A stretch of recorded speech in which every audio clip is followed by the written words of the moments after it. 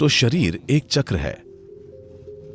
ये चक्र ग्रहों के चक्रों के साथ जुड़े हुए हैं। चांद के चक्रों से, सूरज के चक्रों से, सब कुछ, चांद के चक्र, सौर चक्र और पृथ्वी के चक्र शरीर के लिए बहुत महत्वपूर्ण है। अगर व्यक्ति में जरूरी जागरूकता है तो वे देख सकते हैं कि किस दिन शरीर को खाने की जरूरत नहीं होती है। हर दूसरा प्राणी ये जानता है, अफसोस मनुष्य इसे भूल गए हैं, क्योंकि उनकी विचार प्रक्रिया या उनके बचकाने मन ने उनके सिस्टम में मौजूद हर दूसरी इंद्री को दबा दिया है। अगर आप अपने सिस्टम को ध्यान से देखते हैं तो आप देखेंगे कि किसी खास दिन आपको खाने का मन नहीं करेगा। उस दिन आपको खाना नहीं चाहिए, पर नहीं, आप अपने दोस्त के घर पर हैं, वहाँ एक पार्टी है, आप ठूंस कर खा लेते हैं। भले ही आपका शरीर ना कह रहा हो, आप खुद को भर लेते हैं। आपने देखा है कि सभी जानवर, अगर आपके घर में एक कुत्ता है तो एक खास दिन वो खाने से इनकार कर देता है। कुत्ते और बिल्ली दोनों। क्या आपने इस पर गौर किया है? अगर उपलब्ध हो तो वो जाकर थोड़ी घास खाएगा और उल्टी करेगा और खुद को साफ करेगा, क्योंकि वो जागरूक है कि खाना लगातार भीतर तो डाला जा रहा है, लेकिन पाचन और पेट की सफाई खाने जितनी कुशल नहीं है। खाना मजबूरी में हो रहा है, पर दूसरे हिस्सों को काम करने की जरूरत है। पाचन क्रिया के दूसरे आयामों को काम करने की जरूरत है। जब हम पाचन कहते हैं, पाचन पूरी आहार नली में होता है, न कि सिर्फ पेट में। And assimilation also happens across the entire alimentary canal. समावेशन भी पूरी आहार नली में होता है। अब सफाई सिर्फ आहार नली के जरिए ही नहीं होती है, सफाई को कोशिका के स्तर पर भी होने की जरूरत होती है। अशुद्धियां समय के साथ इकट्ठा हो जाती हैं और आप भारी हो जाते हैं, शरीर और सिर दोनों में। अगर आप खुद को साफ नहीं करते तो समय के साथ ये इकट्ठा हो जाएगी। हम इसे कर्म कहते हैं, क्योंकि जब ये इकट्ठा हो जाती है तो ये आपके सोचने, जीवन को महसूस करने, समझने और अनुभव करने को तय करने लगती है। शायद लोग इसे ना समझें, वे ये सोचेंगे कि मैं इसी तरह हूँ, यही मेरा स्वभाव है। ये आपका स्वभाव नहीं है, आपने इस तरह खुद को उलझा लिया है। तो सफाई का प्रोसेस एक जरूरी बात है, खाने में थोड़ा ब्रेक लेना, क्योंकि दूसरे सिस्टम काफी हद तक अपने आप होते हैं। आप उन्हें उत्तेजित कर सकते हैं, पर वो अपने आप ही काम करते हैं। खाना खाना आपकी इच्छा से होने वाला प्रोसेस है, हालांकि बदकिस्मती से ज्यादातर लोगों के लिए ये एक मजबूरी बन गया है। इसे आपकी इच्छा से होना चाहिए। मतलब मैं तब खाता हूँ जब मैं खाना चाहता हूँ, मैं तब खाऊंगा जब मुझे खाना होगा। मेरा हाथ तय नहीं करता कि कब खाना है। अगर वहाँ कुछ है तो चाहे कुछ भी हो। पता है, लोग हर समय यही कर रहे हैं। मेरे ख्याल से अगर हम अच्छी चॉकलेट्स आपके पास रख दें तो आपका हाथ उन्हें खाएगा, आप नहीं। इसलिए खाना एक जागरूक प्रक्रिया होना चाहिए। इस जागरूकता को लाने के कई तरीके हैं। एक है उपवास करना। यूं ही खुद को खाना और पानी ना देने से सिस्टम को नुकसान हो सकता है। आपको जरूरी साधना से इसका सहयोग करना चाहिए। अगर आपके पास जरूरी साधना है तो खाने की जरूरत कम हो जाएगी। देखिए, हमारी ऊर्जा सिर्फ खाने से नहीं आ रही। सूरज की रोशनी, हवा, पानी। असल में अगर आप यौगिक विज्ञान में हम कहते हैं कि अगर आप सचमुच में सिस्टम को ठीक रखते हैं तो आपकी 60 से 70% ऊर्जा इन 3 कारकों से आनी चाहिए। सूरज की रोशनी, हवा, पानी। बाकी 40% खाने से आनी चाहिए।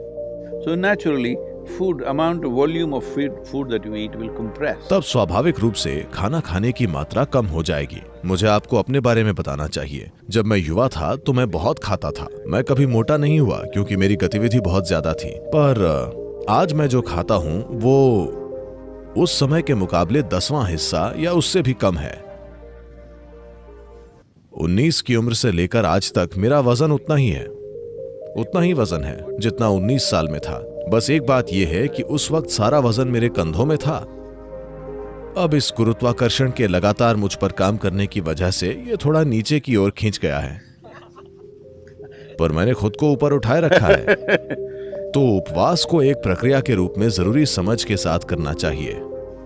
अगर लोगों में उतनी जागरूकता नहीं है, भारत में हमने चांद के चक्र का 11वां दिन तय किया है जब आपको उपवास करना चाहिए। अगर आप उपवास नहीं कर सकते तो आप कुछ बहुत हल्का लेते हैं। इसे फलाहार कहा जाता है। इसका मतलब है आप सिर्फ फल खाएंगे, क्योंकि फल ऐसा पदार्थ है जो लगभग 90% पानी है और आपको पानी को खाना चाहिए, पीना नहीं चाहिए। ये यौगिक विज्ञान है। जहां तक मुमकिन हो आपको पानी खाना चाहिए।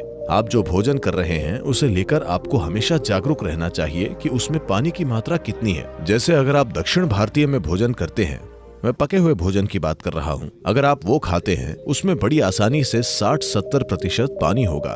दरअसल ज्यादा, कुछ खानों में तो ये और भी ज्यादा है। पर अब आप यहाँ जो खाना खा रहे हैं, आप ब्रेड खा रहे हैं जिसे शायद 1 महीने पहले बनाया गया था। क्या ये कम से कम है? यहाँ तक कि ऑर्गेनिक दुकानों पर भी ये 1 महीने या कम से कम 1 सप्ताह पुरानी होती है। कोई भी वहां जाकर ताजा ब्रेड नहीं लाने वाला। और वैसे भी जिस तरह ब्रेड को बेक किया जाता है उसमें पानी नहीं होता, बहुत बहुत कम पानी होता है। और बिल्कुल आप उसकी कमी पूरी करने के लिए साथ में कोका कोला की 1 बाल्टी या वैसा कुछ रखते हैं। मैंने 1 बाल्टी कहा। 1 बाल्टी? ये तो बहुत ज्यादा Coca Cola. Where is this big? ये होता है, ये इतनी बड़ी है, पर ये उस तरह काम नहीं करता। अगर आप खाने के साथ कोई लिक्विड लेते हैं तो पाचन प्रक्रिया के लिए जो जरूरी एसिड्स हैं वो पतले हो जाते हैं और आपकी पूरी पाचन प्रक्रिया बेअसर हो जाती है। क्योंकि जब अंदर जाने वाले खाने में पानी होता है तो वो मदद करता है, पर अगर आप उसके ऊपर से कोई लिक्विड डालते हैं तो आप देखेंगे कि भोजन काफी लंबे समय तक पेट की थैली में रहेगा। हम यौगिक संस्कृति और जीवन में इसे लेकर हमेशा ही बहुत चिंतित रहे हैं कि हम नहीं चाहते कि भोजन 2.5 घंटों से ज्यादा हमारी पेट की थैली में रहे। 2.5 घंटों में इससे कोई फर्क नहीं पड़ता कि मैंने क्या खाया है, कितना खाया है, इसे दूसरे हिस्सों में चला जाना चाहिए। अगर ये वहां रहता है तो ये आपको सुस्त बना देता है, ये आपकी बोध क्षमता को कम कर देता है और आपका बोध का स्तर, बोध की तीव्रता चली जाती है, जिसे आप नोटिस भी करते हैं। अगर आप कोक या कॉफी या चाय के साथ भोजन करते हैं तो आपको सुस्ती महसूस होती है। बहुत सारे लोगों ने इसे एक आदत बना ली है, लंच के बाद उन्हें सोना पड़ता है। ये इस तरह से है कि आप पेट्रोल पंप पर गए, आपने गैस भरवाई, उसके बाद आप इंजन चालू नहीं कर सकते Because there is gas in the tank. क्योंकि टैंक में गैस है। तो इसका यही मतलब है। तो ये पक्का करने के लिए कि पाचन प्रणाली पूरी प्रक्रिया में है, Process, because क्योंकि आज दुनिया में लोग ज्यादातर जिन लंबी बीमारियों से जूझ रहे हैं उनका हेडक्वार्टर पेट में है। हाँ, बहुत से लोगों के लिए ये उनके सिर की ओर जा रहा है, पर ज्यादातर हेडक्वार्टर पेट में ही है। जो वे खाते हैं और जिस तरह से खाते हैं, तो वे इस तरह खा रहे हैं। अनुशासन लाने के लिए एक आसान चीज है, शायद महीने में 1 या 2 दिन आपको बहुत ही हल्का भोजन करना चाहिए, ऐसा जो शरीर पर बहुत हल्का और सरल हो। अगर आप सिर्फ पानी पर रह सकें या थोड़ा सा नींबू और पानी water, little lightly honey-laced water. या पानी में थोड़ा शहद मिलाकर, इससे मदद मिलेगी। पर अगर ये आपके लिए मुमकिन ना हो तो आप थोड़े फल या ऐसा कुछ ले सकते हैं जो सिस्टम पर बहुत बहुत हल्का हो।